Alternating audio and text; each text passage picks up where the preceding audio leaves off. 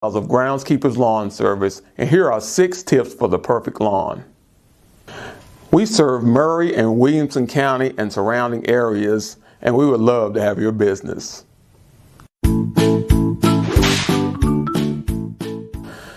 Tip number 1 is climate. Different types of grass are subjective to their climate. There are 2 types of climate. There's warm climate and there's cool climate. Likewise, there are 2 categories of grass. There is the warm climate grass and there's cool climate grass. Here in the Middle Tennessee area, we have very cool winters and very warm summers. So we are a transitional climate. Which brings us to tip 2, types of grass. There are about 40 varieties of grass, but there are 5 that are suited for this area. The first we'll talk about is ryegrass.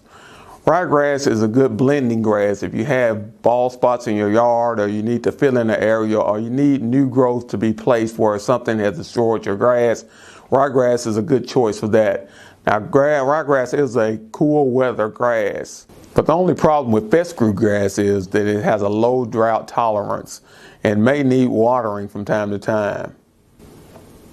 The next grass is Kentucky bluegrass. Kentucky bluegrass is very popular around this area, but it is a cold climate grass, but it may require more attention than others on this list. The next grass is Bermuda grass. Bermuda is a very hardy grass and it withstands high traffic. It has a high water drought tolerance. Bermuda grass is a very dominant grass and has a tendency to overtake any other grasses in your lawn. But the plus side of that is it's able to take over weeds as well. It will smother out weeds. It has a very high drought tolerance. It doesn't need a lot of water and is very good for this area. The next grass is Zoysia grass. Zoysia grass came to the United States about 1911, coming from Asia, but it has a lot of the similarities of Bermuda grass.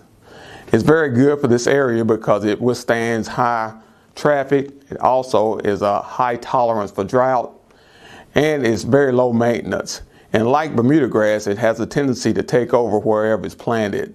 So therefore, it's good for destroying weeds and for making a green plush lawn. Now, the most popular grass in this area is the tall fescue. You'll see the tall fescue in a lot of sports fields and a lot of people's yards because it's very high drought tolerance. Fescue grass is resistant to high traffic and is very low maintenance grass. So for this area, fescue grass is one of the more popular grasses used. If you plan to water your lawn, you need to determine that at the beginning of the cutting season. Once you start watering, you need to continue. The tall fescue, Bermuda, and Zoysia grasses need very little watering because they have a high tolerance for drought. Now, the Kentucky bluegrass and the ryegrass may need more watering because they are cold climate grasses and have a very low drought tolerance. Tip number 3, fertilization. If you choose to fertilize your grass, the best time to fertilize is in the fall. If you want to fertilize and overseed, the fall is the best time of year because it will germinate your grass and the fertilizer will get into your soil. Now, you can fertilize again in the springtime as well, but if you choose to fertilize, choose a fertilizer that will cause your grass to flourish. A good general fertilizer is the 15-15 fertilizer. It kind of covers all the bases and will cause your grass to grow very strong and very healthily. If you choose to take a soil sample, you can take it to your local co-op and they will tell you what fertilizer will be best for your grass. Nitrogen is very important to grass growth. Nitrogen, phosphorus, and potassium are the 3 main ingredients in fertilizer. And depending on your grass needs, they can be found in different quantities in different fertilizers. Tip number 4, weeds and the controlling of them. To stay ahead of your weed problem, you should apply a weeding feed to your lawn. The best time to put out your weeding feed is in the early spring. The weeding feed contains fertilizer as well as weed killer. This will fertilize your grass, giving it strong roots and at the same time, kill any weeds that might try to come up around your grass. If your weeds persist after applying weeding feed, wait till late May, early June and apply once again, because the more weeds you have, the more infertile your soil. If you have 50% weeds and 50% grass, you may consider reseeding your lawn.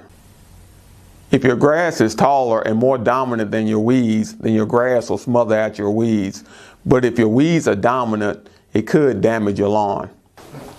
Tip 5, proper mowing.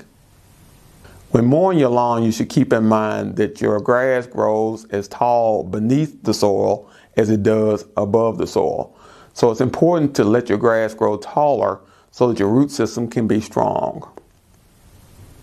Cutting your grass every 7 days is better than cutting it every 14. You should cut your grass 2 to 3 inches tall. Cutting it shorter will cause your weeds to outgrow your grass.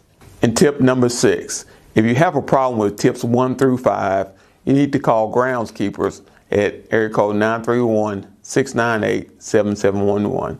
Again, my name is Kelvin Lyles. I'd like to thank my customers and my potential customers. Thank you for your patronage and have a great day.